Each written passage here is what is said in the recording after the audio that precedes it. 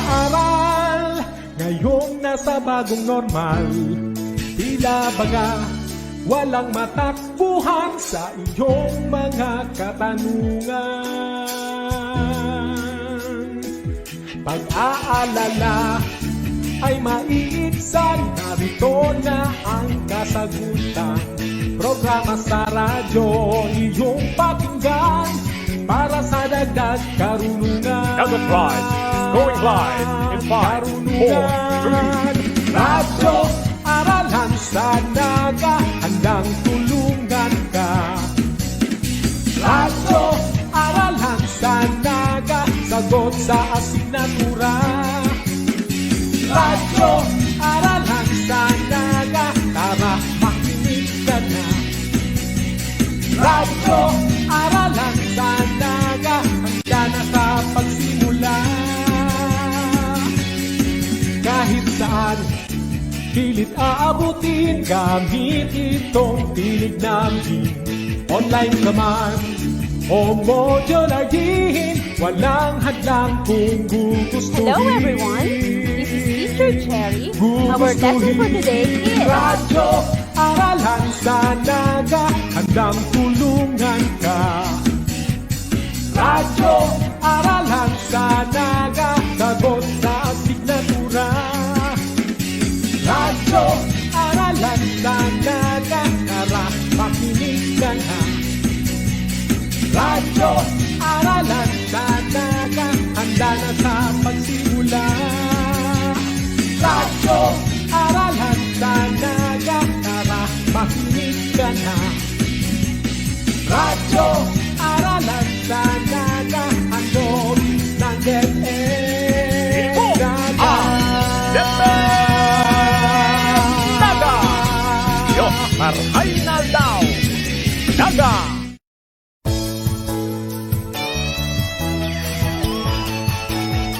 Hirap ka ba sa iyong module? Wala kang gadget o di kaya'y mahina ang internet? Tara na! Sabay-sabay tayong makinig, mag-aral at matuto dito sa Radyo Aralan sa Naga Season 2. Hatid sa inyo ng Department of Education, Naga City Division at Brigada 103.1 News FM Naga City, the Music and News Authority.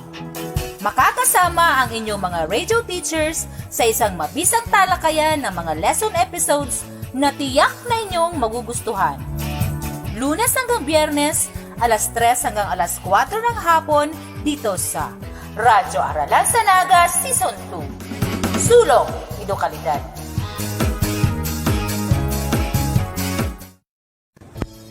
Sa tamang landanan na kinakaatubang naman yan, hindi dapat maging ulang para sa pagkanood ka sa itong mga kaakihan. Kaya, ang DepEd lalo na ang Naga City Division, padagos nangyayari ang kamautan asin pag-iskusat na maghatod ng kalidad ng edukasyon sa gabos ng mga aking naging. Diyos marahay na daw sa Indo Gabos. Ngunyan, aldaw ni Miyerkules, petsa 5 Enero 2022. Magkakainibahan mo kita ngunyan sa laog ng sarang oras na panoning pagkanood, hindi lang yan sa Radyo Aralan sa Naga Season 2. Ako po pala sa Indong Lingkod, si Niña Maria Castañeda Naval, hari sa Naga Central School, at sa Indong Teacher Broadcaster sa aldaw na ini. Ito po nadadamungan sa Brigada News FM, the #1 News FM in the Philippines, the Music and News Authority. Asin kita man po madadalan sa Facebook Live ng Brigada News FM Naga asin Radyo Aralan sa Naga. Manginal daw at kung ipaabot ng sa tuyang inaasahan ng mga paradangog asin paradalan, iyon mga kaakiran hali sa ikatulo asin mga kaakiran na hali sa ikapat na grado. Huli, taan focus na sa itong diskusyon sa alam na ini, iyon leksyon hali sa quarter 2, week 6, Learner's Pocket sa Science 3, na manawat sa Living and Non-Living Things. Asin sa quarter 2, week 6, Learner's Pocket sa English 4, na manawat man sa Time Expressions. Dahil dyan sa itong bation ang mga kaakian sa grade 3 asin grade 4. Kumusta mga aki? Maraming na daw sa Indo Gabos. Patinda sa mga kamagulangan asin mga kaibahan sa harong na padagos ang pagsuporta asin pagtuon ng oras asin yung man ang nagsisabing tulay para ang sa itong mga kaakian. Sa liwat po, marahay na daw sa Indogabos na nakaantapay sa programa ng mga dikti sa Radyo Aralan sa Naga Season 2. Pagiramdam po sa mga aki na nasa grade 3 at in grade 4 level, kamu po mag-ibo ng 2 hanggang sa 3 sentences na regulasyon. Manunod sa manunod na nindungan ni Naga. Tandaan, na hindi papasa kasabay ng sindong learner's packet sa schedule na ito na o ang sindong paratokto. Mga aki, dito na pagparapahalulong kung handa na kamo, kung ano na po ang sindong quarter 2, week 6 learner's packet sa science day na mapuon na po kita. Magdala kong mga aki para sa labay makaano ang proteksyon kay ba sa itong radio teacher ngunyan na adaw. Sa loob, sa mga teacher, kanting Naga Central School, may iba kundi si Teacher Mcclainne si Perucho. Maugmang pagtanog at yung pagdalan ng aki.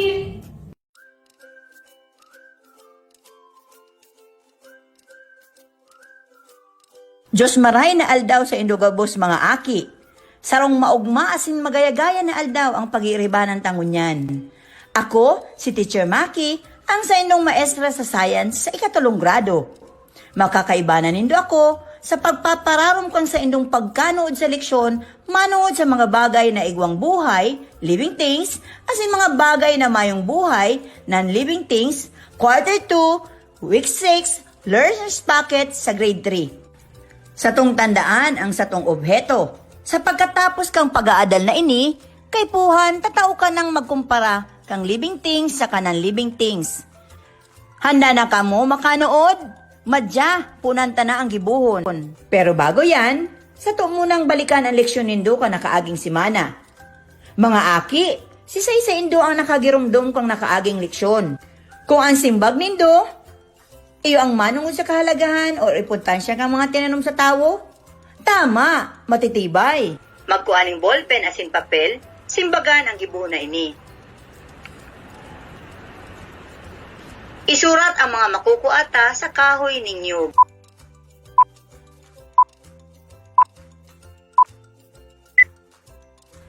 Tapos na kamo mga aki. Tara, hilingon ta na kung anong pwedeng simbag. Enot, bunga kang nyog. Ang bunga kang nyog mayaman sa bitamina, mineral, asin antioxidant. Pwede man ining gibuong salad, candy, jam, at kadakul pang iba. Pangduwa, hawak kang nyog. Ang hawak kang nyog, magigibo ning tukawan, lamisa, harigi ning harong, asin pintuan o gate. Pangtulo, dahon. Dahon kang nyog, ginagamit pang dekorasyon, pampatos sa kakanon, materyales sa pagibo kang atop, asing lanob kang harong. Pangapat, ang bura kang nyog. Ang bura kang nyog pwedeng sangkap sa pagibo kang alkohol, materyales sa pagibo ning kopya, bag asin strap kang sandalyas. Panghuri, ugat ning nyog. Ang ugat, ini nakakabulong kang helang, pantina kang buhok, asin ini nakakatabang para dai magbaha. Ang kahoy ning nyog, sarong klase ning kahoy ning palma na may tanos na hawak, nakadakol ning pakinabang puun pa kadtong enot pang panahon sa kudngunyan. Ini, sarong klase ning kahoy na halos gabos na parte may pakinabang, kabali ang bunga, kahoy, ugat, asin dahon. Ang kahoy na ini, makagibo ning manlain-lain na produkto na hali sa manlain-lain na parte ka ini, arog kang dekorasyon, pagdugnog ning harong, asin bulong. Ngayon ta kung ano ang naitatao kang tinanom sa tao. Importansya kang tinanom sa tao. Ini, nagtatao ning paggakan, materyales, bulong, dekorasyon, istaran kang hayop, nakakatabang sa paglinig ning duros, na pigahangos kang tao as na hayop, nakakatabang para dai magbaha. Ngunyan, sabay-sabay tang basahon ang obheto kang satong leksyon ngunyan na aldaw. Makumpara ang living things sa non-living things. Mga badangat kong aki, handa na kamong punanta ang satong leksyon ngunyan na aldaw? Tara, punanta na. Magdangog, asin magdalan para makanood. Hilingon ang minasunod na retrato. Ano-ano ang nahiling mo?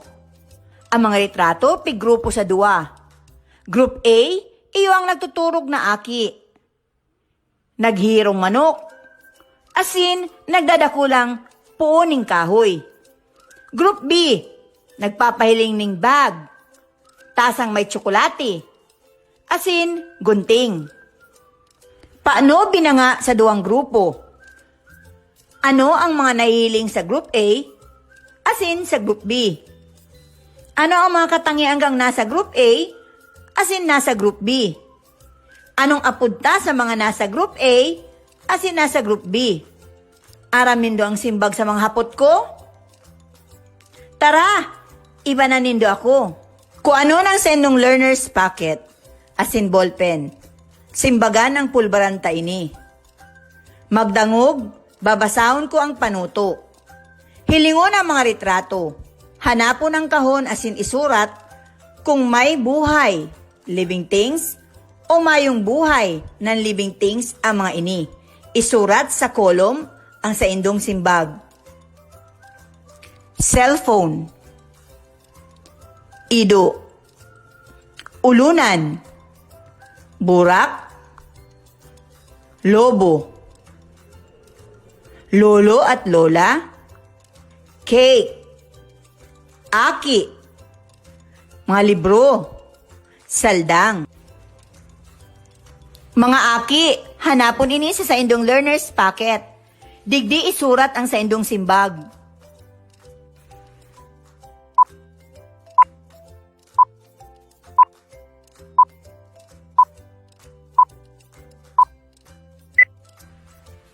Tapos na kamong magsimbag mga aki? Tara, mag-check na kita. Living things o bagay na may buhay. Iyuan, ido, burak, lolo, lola, asin aki. Non-living things o mga bagay na mayong buhay. Iyuan, cellphone, ulunan, lobo, cake, libro, asin saldang. Kumusta mga aki? Arog man kayan ang sa indong simbag? Matitibay para mas lalong maintindihan ang sinimbagan nindo kasubago. Tara, simbagan ta ang mga hapot. Pira ang mga bagay na living things ang naisurat. Mga non-living things.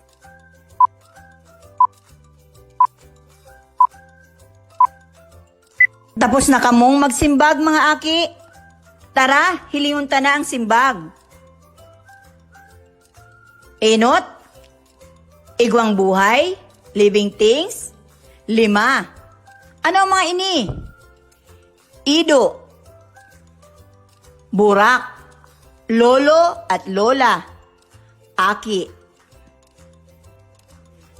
Non-living things, anom. Ano ang mga ini? Cellphone, ulunan, lobo, cake, mga libro, asin saldang. Ikaduwang hapot, paano mo nasabi na living things ang mga bagay na ito?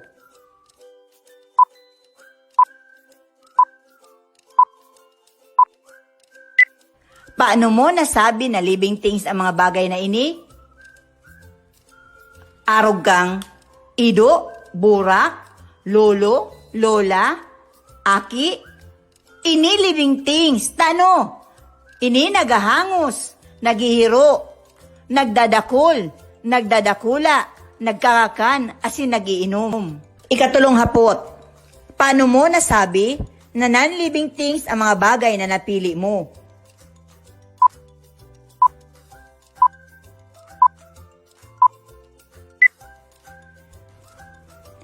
Paano mo nasabi na non-living things ang mga bagay na napili mo? Arog kang cellphone, ulunan, lobo, cake, libro, saldang?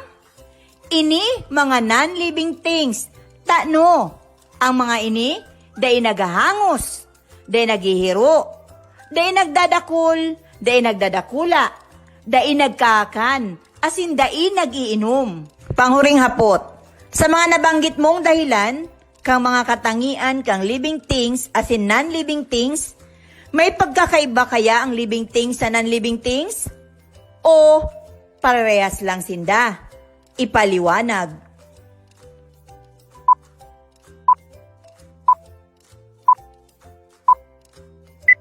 Ang living things asin non-living things, dai parehas. Tano, ang living things igwang buhay, ang non-living things mayong buhay. Kung ano ang nagigibok ang living things, dai kayang magibok ang non-living things. Arog kang paghangos, pagpadakol, nagtatalubo, mayong ining pagmati, asin dai ini nagihiro. Para sa sarupang gibuhon, iyo ang madya gibuhon ta. Basahon, asin isurat ang tama, kung ang mga tataramon igwaning katangian kang living things, sala kung dai o non-living things. Ihanda ang sa indong learner's packet at ballpen. Inot na hapot. Ang mga hayop dapat atamanon asin pakakanon para magdakula sa kamabuhay.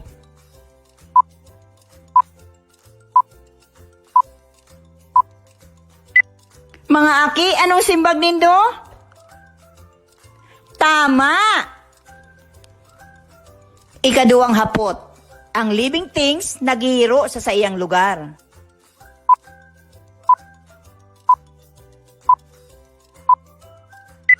Mga aki, anong simbag? Tama!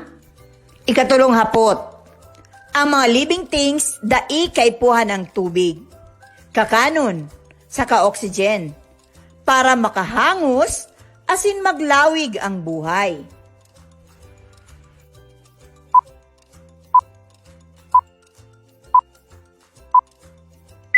Mga aki, sabay-sabay tang sabihon ang simbag. Ano ang simbag? Sala. Ano ta sala? Ang living things, kaipuhan na marayan, tubig, kakanon, saka oxygen, para makahangos, asin maglawig ang buhay. Ikaapat na hapot, ang mga bagay na mayong buhay, naghihiro, asin nagdadakol.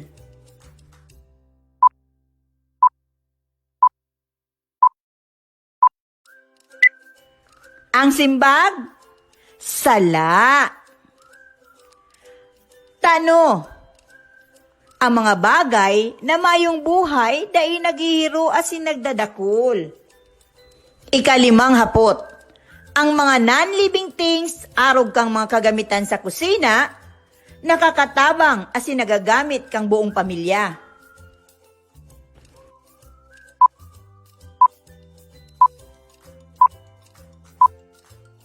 Ano ang simbagta sa huring hapot? Tama! Ang non-living things, arog kang kagamitan sa kusina, nakakatabang asin nagagamit kang buong pamilya. Mga padangat kong mga aki, tandaan ta ini. Ano ang mga dapat nindong girumdumon, manungod sa living things o mga bagay na igwang buhay? Asin ano ang katangian ka ini? Magdangog na maray. Ang ibang bagay na nahihiling ta sa kapalibutan, arog kang mga hayop, tinanom, asin tao, iyo ang living things. Importante, ang kada saro asin igwaning kanya-kanyang parte sa kinaban. Igwasin daning iba't ibang parte sa hawak na ginagamit para makahiro, makakakan, asin makahangos. Kaipuhan ang kakanon, tubig asin oxygen para makahangos ang mga tao asin hayop. Ang tinanuman, nangangaipon ng carbon dioxide, init kang saldang sa katubig para mabuhay asin nagtatauman ini ning oxygen para makaigwaning mapresko asin malinig na duros sa kapalibutan. Mga aki, ano naman ang dapat ang tandaan manungod sa non-living things o mga bagay na mayong buhay? Magdangog. Ang iba man na bagay na dai naghihiro, dai nagahangos, Dahil nagkakakan asin mayong buhay, iyo ang inaapod na non-living things.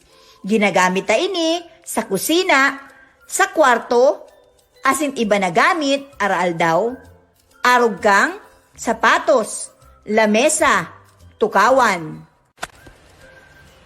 Sa oras na ini, inaasahan ka dakol na kamong nanodan asin naintindihan manungod sa mga pinag-urulayan ta.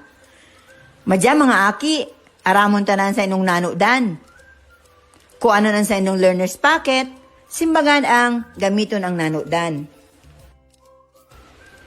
Bago ka mo magpuon sa pagsimbag, magdangog mo na kamo, babasahon ko ang panuto. Hilingon ang retrato, bilugan ang tataramo na may katangian na living things o non-living things. Pilion ang tamang simbag.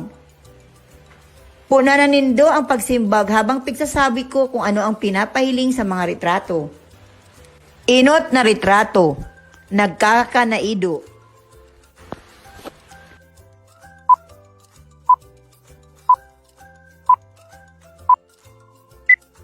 Mga aki, ano ang nagkakanaido?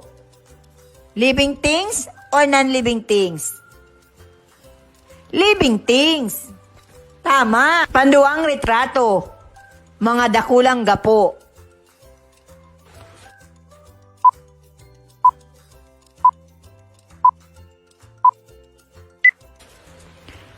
Ano ang mga dakulang gapo? Non-living things. Ikatulo, puon ning kahoy.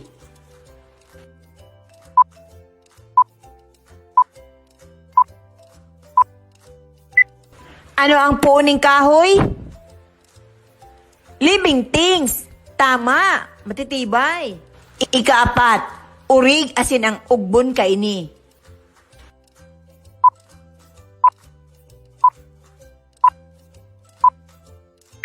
Ano ang simbag nindo sa ikaapat? Living things. Tama. Panglima, alahas, arogan, kwintas, singsing, asin porselas.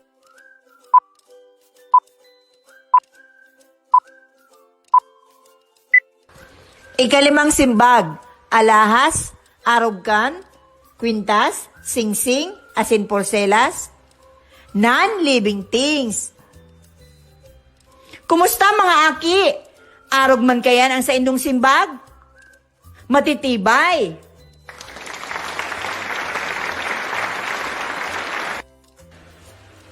Matapos nindong madangog asin maprobaran ang sa indong kakayanan sa pagkanood sa leksyon na ini, buot kong sukulon ang sa indong nanodan sa pinakahuring gibuhon nindo.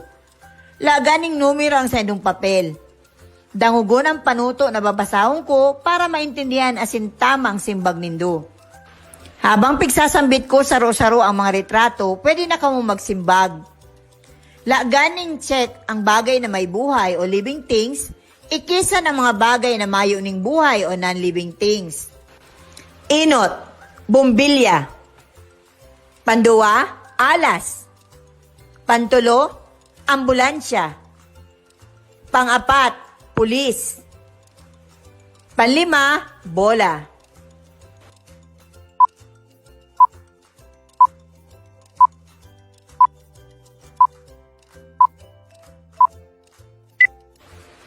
Tapos na kamo mga aki. Tara, hilingon tanan tamang simbag. Inot, bumbilya. Ekes. Panduwa, alas. Check. Pantulo, ambulansya. Ekes. Pangapat, pulis. Check. Panlima, bola. Ekes. Ngunya natapos na ng pag-adalan sa tong leksyon, naglalaw mo kung may nadudan ka mo sa satong pinag-adalan. Ngunyan mga padangat kong aki, gusto ko mag-istorya ka mo kan sa indong naintindihan sa paagi kang pagsurat sa indong notebook kung ano ang nagirumdaman nindo, nanudan, asin naintindihan. Kung igwa ka mong gustong ihapot o isiyon sa indong maestra, manong sa satong leksyon ngunya na aldaw, pwede ka mong mag-upload sa indang numero, sa indang FB account, o sa indong group chat. Ako po giraray ang sa indong radio teacher sa Science 3. Si Teacher Maki. Salamat sa mga nag-antabay hanggang sa susunod tang pag-iribanan. Diyos marhay na aldaw, giraray sa Indogabos. Paaram!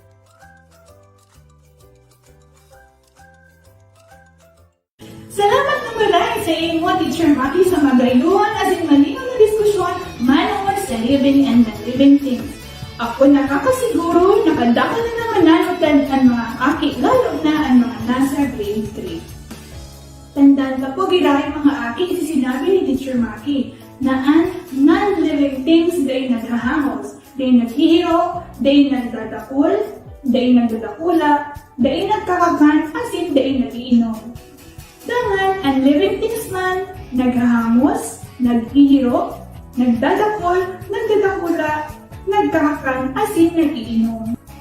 Giraray, salamat sa imo, Teacher Maki, asin sa mga grade 3 ng mga aki na nag-aantagay. Sa aga, mairibahan ulit ito sa kapalang oras asin programa ang Radyo Aralan sa Naga Season 2. Ipadagos na ang paggalod sa radyo asin sa FB sa Aldaw ini. Ang sunod na lesson episode ay ang English 4, Quarter 2, Week 6. Ang satong nakakaibahan, malang iba kundi si Teacher Maria Beatriz S.M. Bodopol ay matabang sa mga kaakian na nasa ika-4 na grado na mas mapararong pa ang pagkaintindi sa diksyon manungod sa time expressions. Nadyan ang mga aki si Grade 4, ihanda na sa idong Quarter 2, Week 6 Learner's Packet sa English 4 dahil ang sa idong papel, asin, lapis para sa tuya na punan ang sunodang lesson episode. Kaya sa mga kaakian si Grade 4, magdamo asin makanood kay bahan si Teacher Ben.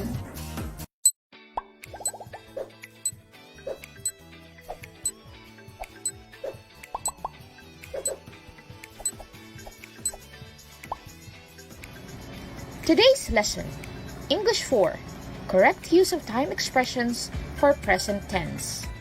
Hello kids! Are you ready for yet another fun-filled learning adventure? You better, because your study buddy, Teacher Bam of the Naga Central School is here to guide you in all the twists and turns this day have in store for us. Let's go! Let's start this session with a quick review of our past lesson. Previously, we learned about the simple present tense of the verb. I have here 5 sentences in present tense. Your task is to choose the correct form of the verb in 3 seconds or less. Are you ready? Yes! Number 1. He usually goes to bed late at night.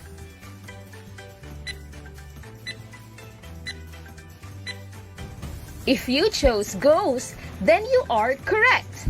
Let's move on to the next one. Number 2. She travels to Laguna every year.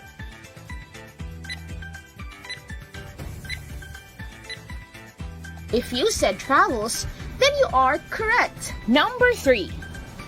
They sometimes play or plays golf.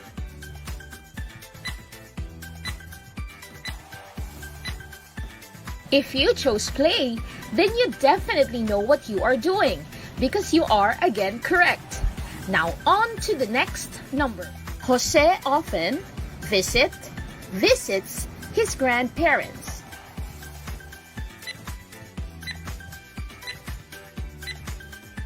Did you say visits? Because if you did, then you are again correct. Bravo kids, bravo. Number 5. Mary always carries an umbrella.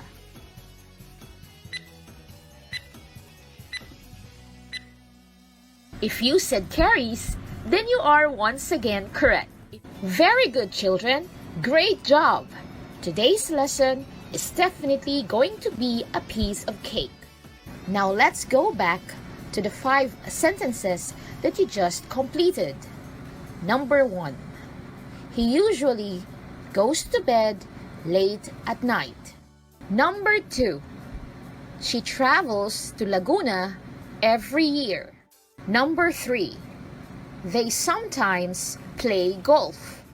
Number 4. Jose often visits his grandparents. And number 5. Mary always carries an umbrella. Besides being all in present tense, are there other similarities that you see in these sentences? What is it? Correct! These sentences do show routines. Amazing, kids! But why do you say that these actions are routines? Were there clues in the sentences? Excellent job! Indeed, words and short phrases such as usually, every year, sometimes, often, and always do signal that the actions in these sentences are routines. These words and short phrases are called time expressions. Time expressions are words or very short phrases that indicate time frames. These time frames can be for the past, the present, or the future. In our sentences, we use time expressions for routines or actions that are done repeatedly, which are time frames for the present tense. Here are other examples of time expressions used for present tense. While I read the sentence, decide which word in the sentence is the time expression. Let's begin. The train leaves every morning at 8 a.m. The time expression used in this sentence is every morning at 8 a.m. Was your answer same as mine? Yes! Next sentence. He never forgets his wallet. The time expression in this sentence is never. Next sentence. Every 12 months, the earth revolves around the sun. Every 12 months is the time expression used in this sentence. And finally, she cleans her room every week. In this sentence, the time expression used is every week. Did you get that? Yes! Great! Now open your learner's pocket on page 3 and answer practice task number 4. In this activity, your task is to circle the time expressions in the given sentences. Did you get that? If you did, then go on and start answering. Good luck! I bet you all did amazing in that activity. What a piece of cake, right? Here are other time expressions for present tense that you can use. Every weekend, every Saturday, usually, twice a month, quarterly, yearly, annually, on weekdays, every other month, each day, and daily. Present tense time expressions make the sentences express events that are happening at the present time or that occur regularly. Now let us see if you understood our topic today. Here is the direction. Choose the correct time expression that will make these sentences in present tense correct. Just like before, you will be given 3 seconds to decide. Are you ready? Let's go! Number 1. Jack tries to exercise every day or last Sunday.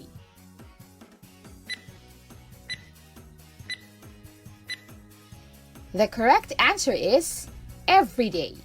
On to number 2. Dawn plays chess in the evenings, later.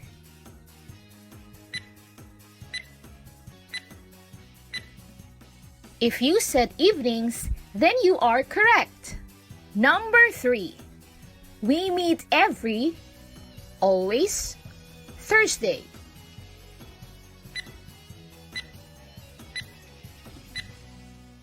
Was your answer Thursday?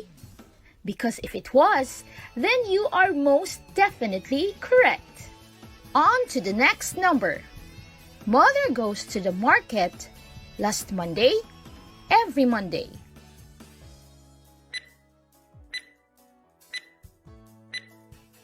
You chose every Monday, right? I knew it. This is just too easy for you all. Number 5. She goes to her dentist never, twice a year.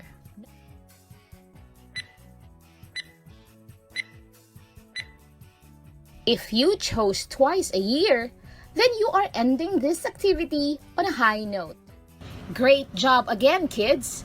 Before we move on to our next activity, answer a similar activity on page 3 of your learner's pocket. Practice task number 3. Kids, do you hear that? I said, did you hear that? Yes! You know what that means, right? Yes! It's sit story time. Are you excited? Yes! If you are, then let's not wait a single second. Our story for today is titled, Skippy is the Best Cat. Skippy is a 7-year-old cat of his owner, Bem. Skippy is a spoiled and happy cat.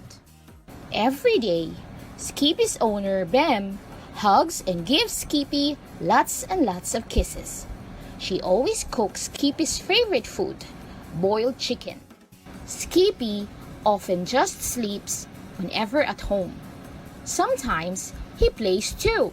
Every night, Bem cooks Skippy's dinner, but this time, boiled chicken liver with mashed carrots. Then, they always end their nights with more cuddles and kisses. Skippy often sleeps with a big smile on his big fluffy face. But one day, Bem went home with a kitten she named Choco. Skippy was horrified. Skippy looked at Bem angrily and shouted, "Why did you bring another cat here?" But all that came out was a big meow. From that point on, everything changed. Now, Choco gets all the attention. Skippy became a very sad cat. Bem noticed how Skippy changed, and so one day, Bem placed Skippy on her lap and said, "You know I love you so much, right?" she said to her cat, Skippy. Nothing will ever change that. But don't you think it'll be more amazing if we can share our love to another cat like you? Skippy looked at Bem's eyes and knew that she was telling the truth. Skippy then walked over to Choco and started licking him. Bem almost cried because she knows everything is now going to be okay. Skippy groomed Choco, and in cat language, that is Skippy saying that Choco is now family. Skippy is indeed the best cat. So how was the story? Did you like it? If you were Skippy, will you feel the same way? You shouldn't, because all parents love their children equally, just as Miss Bem loves her cats equally. This time, let us see how much of the story you have understood by answering the following questions. Are you ready? Number 1. Who is described as a happy and spoiled cat in the story?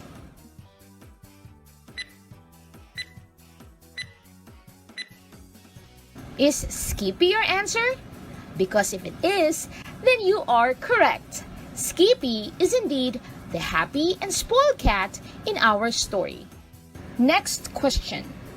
How did Skippy feel when Choco arrived?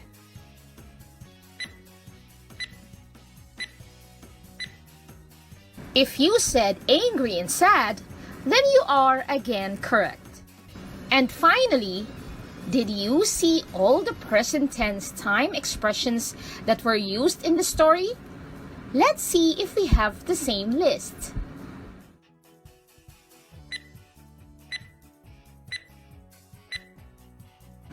In the story, the following time expressions for present tense were used: every day, always, often, sometimes, and every night. Do you have the same words in your list? Yes! Amazing! This means that you understood the story, and that is great. Let's move on to the next activity to practice more. Here is the direction to follow. Complete the sentences below by using the time expressions found inside the box. Your choices are often, seldom, every Saturday, and every year. Number 1. Susan is afraid of dentists, so she blank goes to one. I repeat. Susan is afraid of dentists, so she blank goes to one.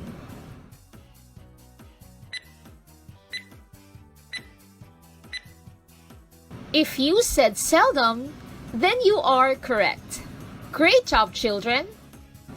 Next, Jose really loves the park, so he blank asks his parents to go there with him. I repeat. Jose really loves the park, so he blank asks his parents to go there with him.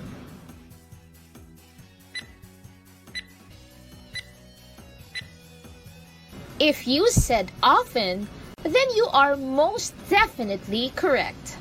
On to the next one. Number 3. On Christmas Day, the Paris family gathers. They do this blank. Again, on Christmas Day, the Paris family gathers. They do this blank.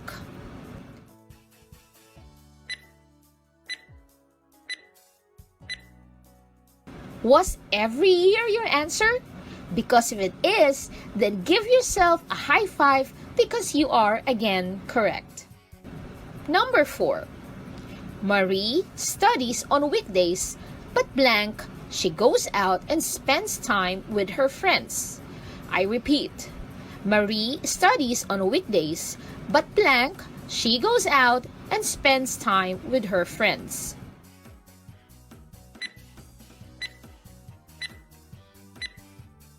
You answered every Saturday, right? Yes! Of course you did, because that is the correct answer. That was indeed a piece of cake. Amazing work, kids! For your last activity, let's move the difficulty level a notch higher. In our next activity, we are going to study Teacher Erica's weekly schedule. Then afterwards, you are going to answer an exercise pertaining to her schedule. Here is Teacher Erica's schedule. Please listen carefully. Teacher Erica wakes up at 7 a.m. She then eats her breakfast at 7:30 every day except on Fridays when she eats out. At 9:30 on Mondays, Wednesdays, and Fridays, she teaches French. On Tuesdays, she goes jogging, and on Thursday, she does aerobics. At 12 noon, she eats her lunch in school on Mondays and Wednesdays. At home on Tuesdays and Thursdays, and on Fridays, she attends meetings instead. At 3 p.m., she plays tennis on Mondays and Wednesdays, prepare lessons on Tuesdays, go shopping on Thursdays, and clean the apartment on Fridays. At 6 p.m., she has different activities too. Meet a friend for dinner on Monday, go to cooking class on Tuesday, go to movies on Wednesday, take dancing lessons on Thursdays, and go out with friends on Friday. At 8 in the evening, she keeps herself busy too. She does the laundry every Monday, spend time on the net on Tuesday, read students' papers on Wednesday, and prepare her lessons every Thursday. She usually goes to bed at 10:30 except on Fridays when she stays up until 12 a.m. And that, kids, is the weekly schedule of Teacher Erica. Now let's proceed to the activity. Your task is to fill in the blanks with the correct time expression based on Teacher Erica's schedule. Did you understand the instruction, kids? Yes! Then let's jump into this activity. Number 1. Teacher Erica goes food shopping on blank.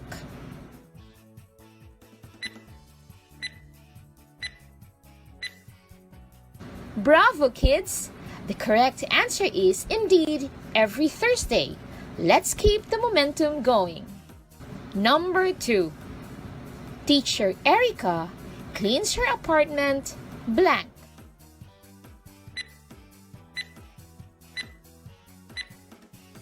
If you said on Fridays, then you are again correct.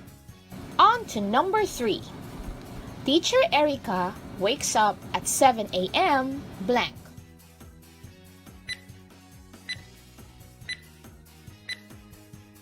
What is your answer, kids? Did you just say 7 a.m. every day? Yes! Then congratulations, because you are again correct. Next, Teacher Erica does the laundry blank.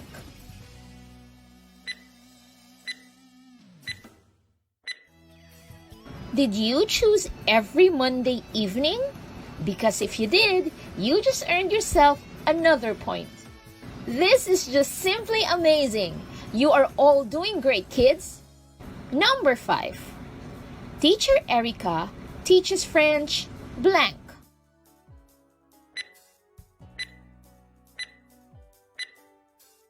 Did you choose 3 times a week? I bet you did, because that is the correct answer. This is just out of this world. High five for everybody because you all did amazing. I don't even have to ask how you feel about that activity because I have a feeling you all are happy for getting all the answers correctly. This time, let's do the opposite. I'll give you the time expressions, and your task is to write the things that you do using the given time expressions. So, for example, Anna blank every year. We can say, Anna goes on vacation every year. Or you can also say, Anna gets a general checkup from her doctor every year. Do you get the instruction? If you did, then go ahead and answer the activity on page 4 of your Learner's Pocket. Good luck, kids! Before I end this lesson, let me give you an assignment to practice on. Your task is to observe what you do in a week and then write those activities in the table just like the one on the screen. In said table, you will write what you do in the morning, in the afternoon, and in the evening from Monday to Sunday. Then once you are done, study your weekly schedule and make at least 3 sentences using time expressions in present tense based from your own weekly schedule. Here is an example. Below is the schedule of Skippy's owner, Bem. According to this weekly schedule, Bem cooks Skippy and Choco's breakfast, lunch, and dinner from Monday to Sunday. The weekly schedule also shows that in the afternoon, from Monday to Friday, Bem plays with both cats, but in the weekends, she takes them out to the balcony to enjoy some fresh air. In addition, she brushes Skippy's long fur on Mondays, Wednesdays, Fridays, and Sundays. From this table, we can form the following sentences. Bem cooks Skippy and Choco's breakfast every day. We can also say that Bem takes Skippy and Choco to the balcony every weekend. And finally, Bem brushes Skippy's long fur every other day.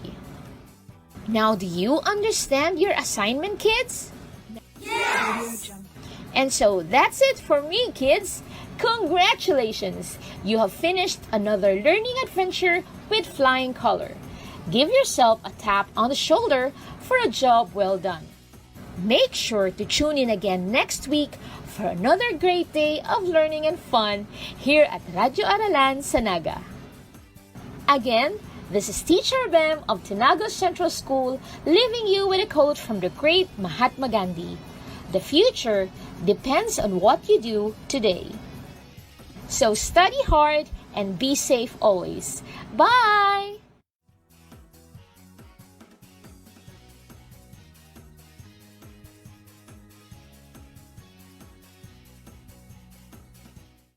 Salamat na maray sa iyong Teacher Dem sa magayon at malingat na diskusyon manamot sa time expressions.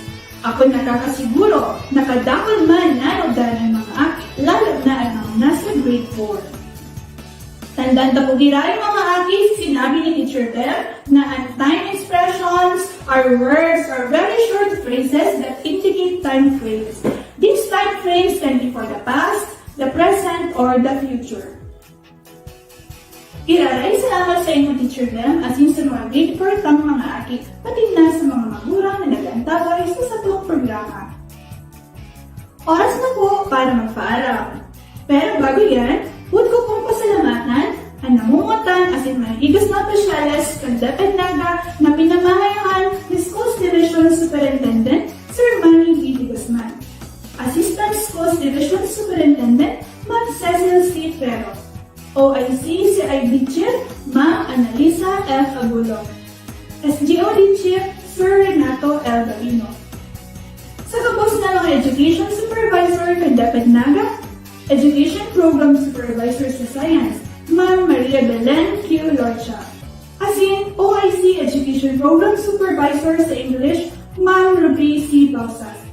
Asin, kay Sir John Dito Matorgo, Education Program Supervisor sa Araling Panlipunan, asin ang satuyang RPI Division Coordinator sa Elementary. PSDS and District 3, Ma'am Teresita Iruna Estico, asin ang Lead Team Chairman ng Radyo Aralan sa Naga si Ma'am Marilyn B. Toso. Siyempre man sa gawang matitibay na teacher na nakaibahan tamang yan, Teacher Mcclainne C. Perucho, asin Teacher Maria Beatriz SM Bodopol. Sa Samuyang School RBI Coordinator, Sir Marvin Hilara, pati na ang RBI Team Tinago Central School. Lalo na sa Samuyang very supportive as in very beautiful principal na si Ma'am Rowena O. Tabino.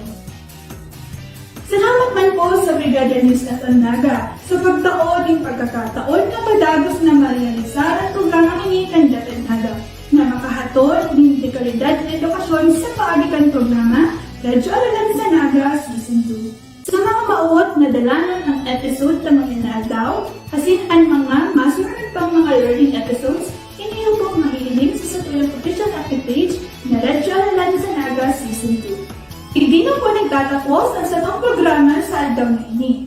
Giraray ako sa indong teacher broadcaster, Ma'am Maria Castanera Naval, hali sa Tinago Central School. Salamat po sa mga nag-arantabay, asin iringat kita gabos. Paalam na po!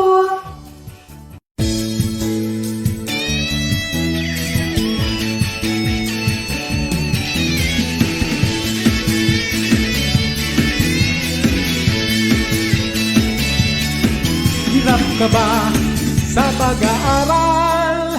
Ngayong nasa bagong normal, tila baga walang matakbuhan sa iyong mga katanungan. Pag-aalala ay maiitsan, narito na ang kasagutan. Programa sa radyo, iyong pakinggan para sa dagdag karunungan. Naga Pride is going live in 5, 4, 3, Radyo Aralan sa Naga, tara makinig ka na. Radyo Aralan sa Naga, handa na sa pagsimula. Radyo Aralan sa Naga, tara makinig ka na. Radyo Aralan sa Naga, handog ng DepEd Naga. Naga! Diyos, marhay na daw! Naga!